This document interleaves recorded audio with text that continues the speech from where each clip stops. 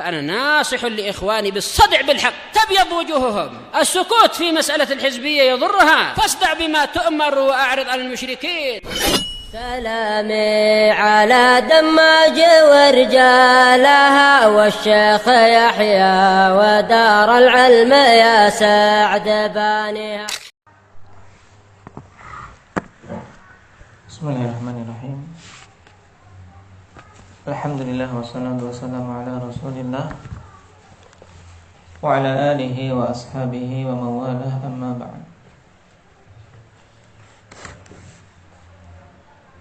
Pembahasan yang lalu kita telah masuk pada babun nasakh. Makna nasakh apa? Ahmad.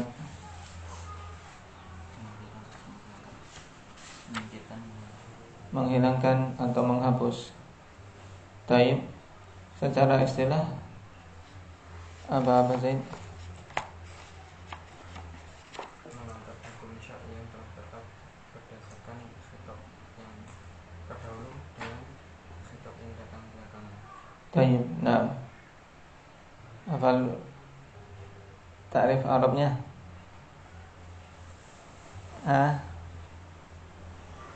Rafa'ul hukmi syar'i tsabit bi khitabin qadim bi khitabin lahiqin mutarakhin anhu.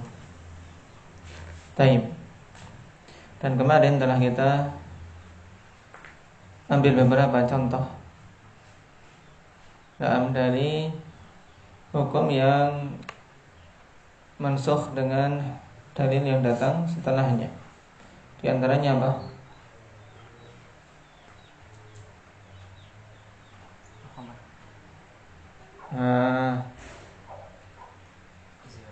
Ziarah kubur. Nah, harus dibedakan kemarin masalah khamar apakah masuk dalam nasakh atau tidak, Arin? Kenapa?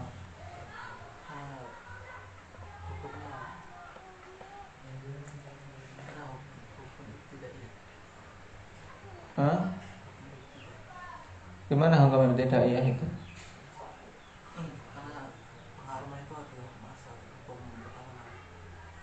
Pengharaman hukum asal gimana?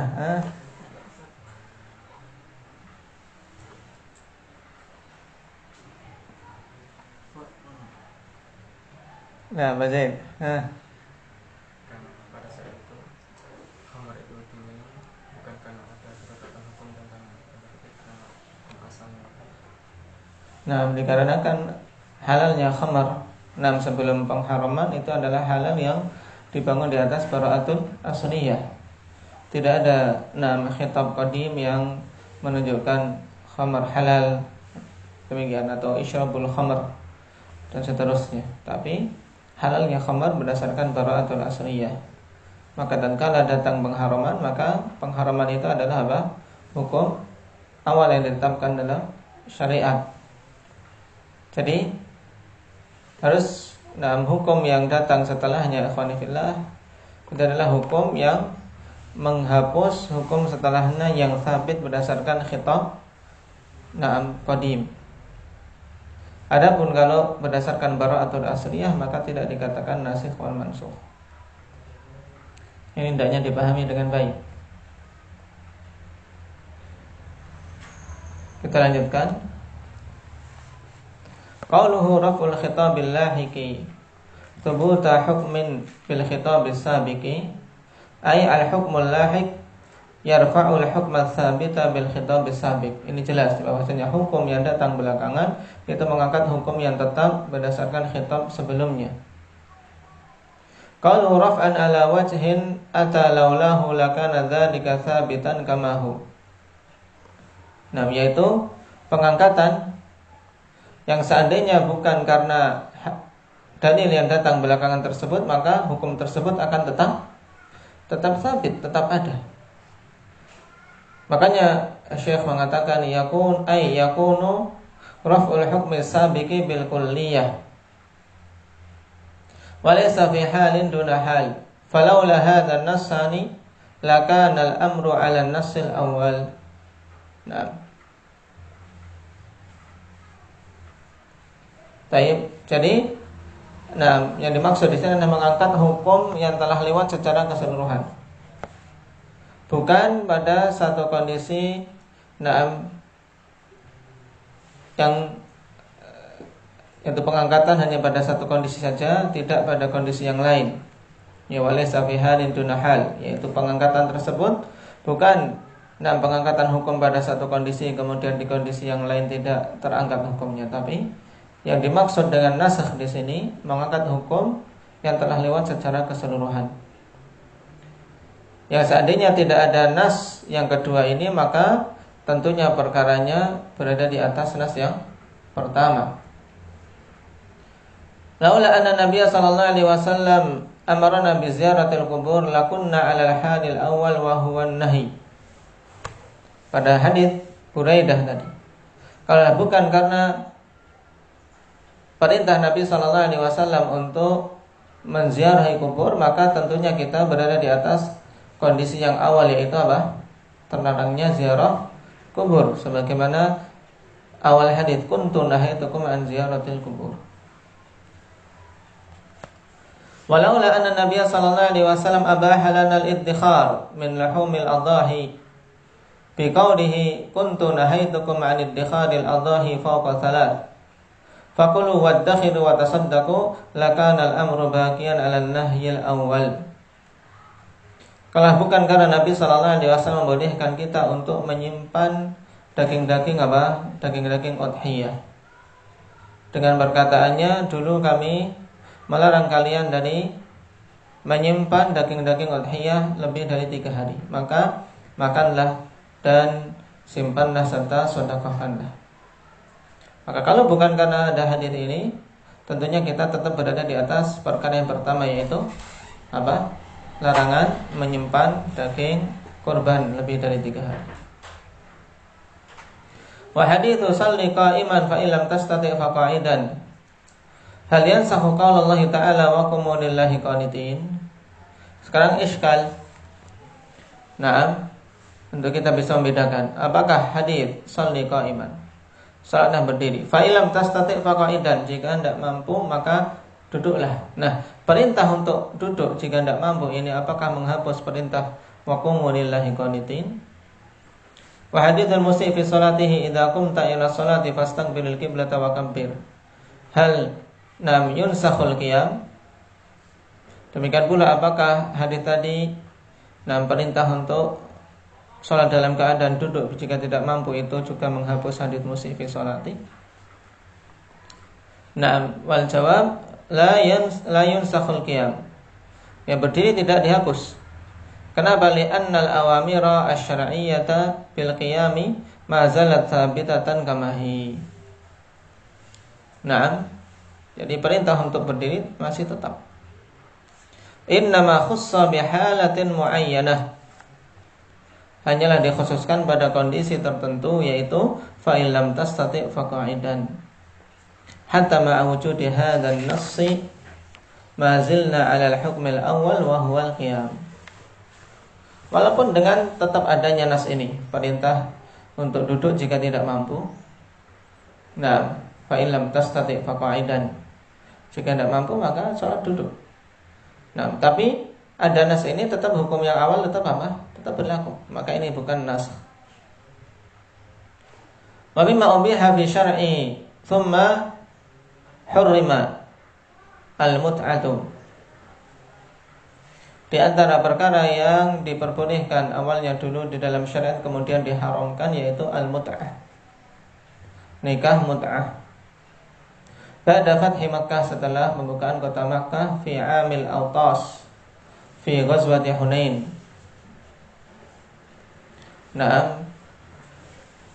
Pada tahun Autas dan pada perang Hunain.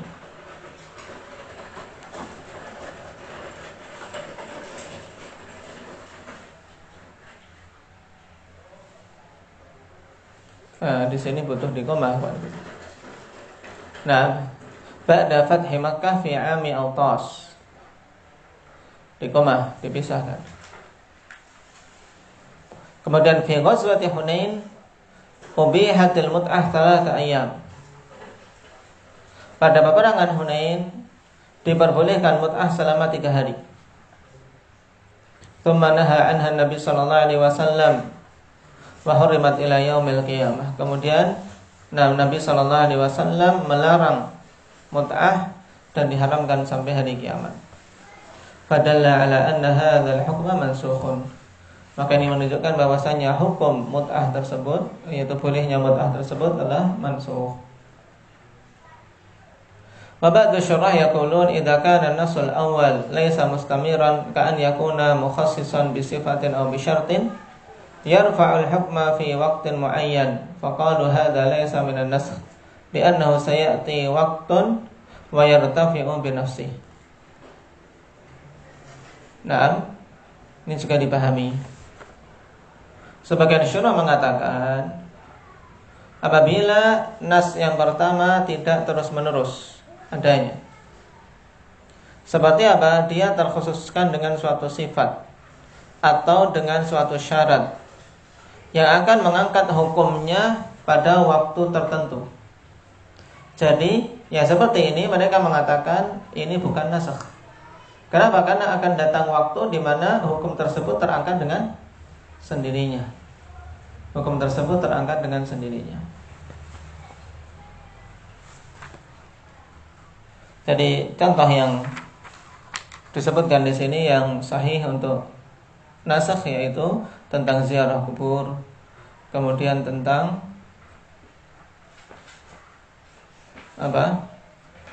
menyimpan daging udhiyah lebih dari 3 hari, kemudian tentang mut'ah, juga ikhwani fillah tentang batalnya wudu dengan makanan yang terkena api. Awalnya dulu membatalkan wudu, kemudian mansukh.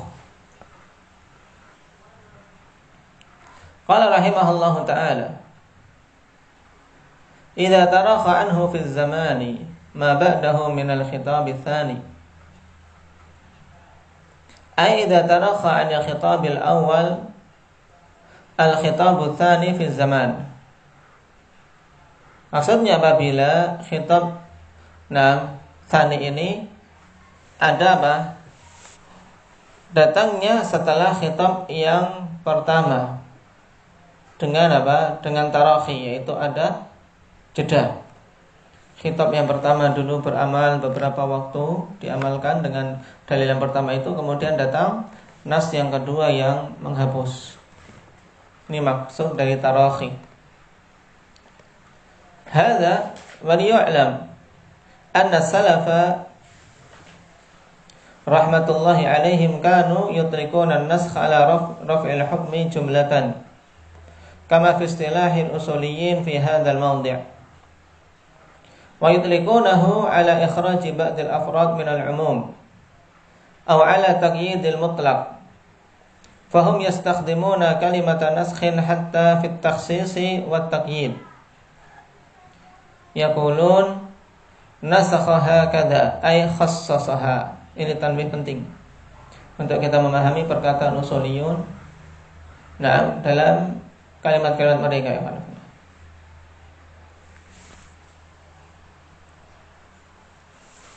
Perlu diketahui bahwasanya salaf rahmatullah alaihim dulu mereka menggunakan istilah nasakh pada pengangkatan hukum secara totalitas, sebagaimana ini istilah usuliyun yang kita pelajari sekarang, yaitu diangkatnya hukum yang pertama dengan datangnya hukum yang kedua. Tapi mereka juga menggunakan istilah nasakh pada ikhraj ba'dil afrad minal umum, pengeluaran sebagian afrad dari dari keumuman nas, atau untuk taqyidil mutlaq, untuk membatasi dalil yang mutlak. Fahum yastakhdimuna kalimatan nasakh. Mereka menggunakan kalimah nasakh. Tayyib. Bahkan pada takhsis dan taqyid, mereka katakan nasakha hakadha ay khassasaha atau qayyadaha. Jadi diperhatikan. Fakalamus salafi yutanabbah lah. Fa idza wajadtahum yaqulun nasakhahu kada laisa al-muradu faqat raf'ul hukmi jumlatan kama fi hadzal mawdi'. Bal yutlikunahu ala raf'il hukmi jumlatan wa yutlikunahu ala takhsis wa yutlikunahu ala taqyid. Maka kalam salaf hendaknya diperhatikan. Jika mereka mengatakan nasakhahu kada, bukanlah yang dimaksud adalah hanya sekedar nasakh dalam istilah usuliyin saat ini, yaitu pengangkatan hukum secara totalitas. Tapi mereka juga menggunakan istilah nasakhahu kada untuk mengangkat hukum secara mutlak. Demikian pula untuk apa digunakan masalah taksis, juga digunakan masalah taqyid. Wa ala bayanil makna kama nabbaha ala dzalika Syekhul Islam Ibnu Qayyim rahimatullah alaihi. Juga mereka gunakan istilah nasakhahu kada untuk penjelasan suatu makna. Jadi istilah salaf lebih luas penggunaannya untuk kalimat nasakh. Nah, qala Ibnu Qayyim fi A'lamil Muwaqqi'in wa muradu 'ammati salaf bin nasikh wal mansukh raf'ul hukmi bi jumlatihi taratan wa huwa istilahul mutaakhirin wa raf'u dalalatil 'ami wal mutlaq wad dhahir wa ghairiha taratan. Ya, maksud keumuman para salaf dengan nasikh dan mansukh adalah apa? Mengangkat hukum secara totalitas. Ini kadang-kadang dimaksudkan untuk pengangkatan hukum secara totalitas, dan ini istilah mutaakhirin. Dan juga ikhwani fillah kadang digunakan untuk apa? Pengangkatan dalalatul am. Berarti maksudnya apa? Maksudnya apa? Taksis. Nah, atau pengangkatan dalalatul mutlaq. Berarti maksudnya apa? Alin taqyid. Nah, kemudian wadh-dhahir. Berarti apa kalau dhahir? Apa? Yang dimaksudkan berarti tabyin. Nah, wa ghairiha taratan, dan yang lainnya. Tayyib. Imma bi takhsisihi au taqyidi au hamli mutlaqin ala muqayyad au tafsirihi wa tabyinihi. Nah, jadi kemungkinannya yang dimaksud dengan nasakh kemungkinan adalah takhsis atau taqyid atau membawa mutlak kepada muqayyad atau menafsirkannya dan menjelaskannya. Hatta innahum yusammuna al-istithna'a wa syarta wa sifata naskhan. Jadi luas sekali penggunaan istilah nasakh di sisi salaf. Sampai-sampai mereka menamakan istithna, syarat dan sifat itu juga nasakh. Kenapa? Litadammuni dzalika raf'a dalalatil zahir. Dikarenakan terkandung di dalamnya pengangkatan penunjukan hukum secara zahir. Yaitu zahirnya diangkat. Misalnya coba istithna. Istithna yang zahir ketika belum ada istithna kan hukumnya semuanya masuk, ya tidak? Nah, semuanya masuk. Tapi ketika ada istithna berarti mengangkat keumuman hukum yang awal. Paham? Tayyib, dan istithna masuk dalam kategori apa? Takhsisnya tidak. Wa bayanil murad. Fan-naskhu indahum wa fi lisanihim huwa bayanul murad bi ghairi dzalikal lafaz. Bal bi amrin kharijin anhu. Maka kalau demikian nasakh di sisi para salaf dan lisan-lisan mereka dalam penggunaannya yaitu apa? Bayanul murad bi ghairi dzalikal lafaz. Bal bi amrin kharijin anhu. Berarti apa? Menjelaskan suatu maksud tanpa menggunakan lafaz tersebut, tapi dengan perkara yang di luar dari lafaz tersebut. Maksudnya apa? Menjelaskan maksud selain dengan nas yang pertama, tapi dengan nas yang lain sehingga maksud di nas yang pertama dimengerti. Misalnya nas yang pertama menunjukkan umum, ternyata ada nas yang lain yang menjelaskan maksudnya adalah apa? Khusus dan seterusnya. Wa man ta'ammala kalamahum ra'a min dzalika fihi ma la yusa. Dan siapa saja memperhatikan kalam mereka, maka dia akan melihat yang demikian itu hal yang banyak yang tidak bisa dihitung. Wa zala anhu bihi iskalatun aujabaha hamlu kalamihim 'ala al-istilahil hadithil muta'akhir. Dan hilanglah iskalat, Nah, istilah yang mengharuskan untuk membawa kalam mereka pada istilah yang baru, istilah mutaakhir. Tidak harus bawa kalam mereka sesuai dengan apa? Sesuai dengan kebiasaan mereka saat itu penggunaan nasakh. Adapun saat ini memang dalam ilmu-ilmu ushul fiqh nasakh ya khusus ikhwan fillah, yaitu berhubungan dengan apa? Raf'u al-hukm syar'i tsabit bi khitabin qadim, bi khitabin lahiqin mutarakhin anhu. Nah, itu yang kemudian apa digunakan di kalangan mutaakhirin. Tapi harus paham ketika kita membaca kitab-kitab salaf yang dimaksudkan dengan nasakh itu apa. Taib.